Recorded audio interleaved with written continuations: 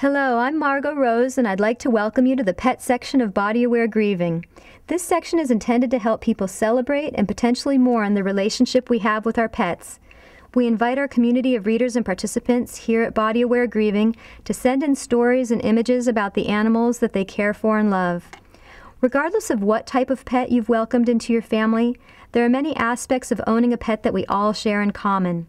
We've taken on the responsibility for the daily needs of these animals, invested our finances in their care, and often made tough choices about end-of-life decisions when they become sick or elderly.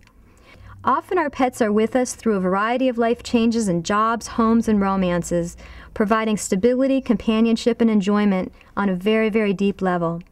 Yet when these caring relationships come to an end, there are hardly any common rituals of how to grieve their loss.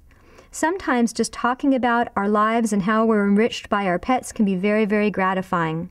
So I invite you to send in your own stories. Here's an example from my own life. In 2001, I was recovering from the recent deaths of a fiancé and my mother. When the September 11 attacks happened on the World Trade Center, I was really craving the sweetness and joy of having a pet. It's been one of the best decisions I've ever made. I adopted two little pet bunnies, Bunny Mo and Bunny Joe. 9 years later, I'm still with Bunny Joe, and he's outlived my father, my little sister, two aunts, and Mo, who have since passed on.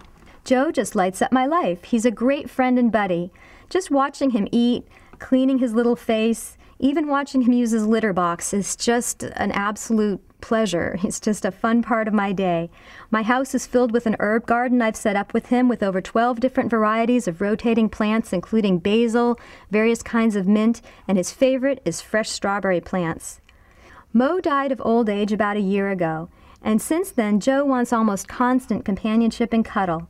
Luckily, when I have guests over, they love to help pet him.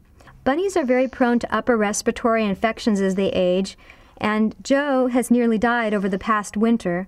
And even now, with antibiotic and expensive vet bills, he's still wheezing and sneezing, but he's hopping around cute as can be, and he's sort of making it through.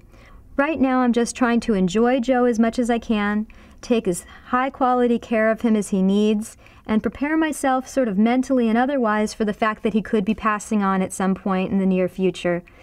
When that happens, I'll just open my life to some different opportunities and some new activities, and I'll always miss and love him. Well, that's my story about sharing my life with Joe. In the meanwhile, I invite you to share your story, your photos, images of your pets, and just a few stories about what your current or previous pets have meant to your life. That's all we can do is just enjoy each other and the community we have in common with our pets. Take care.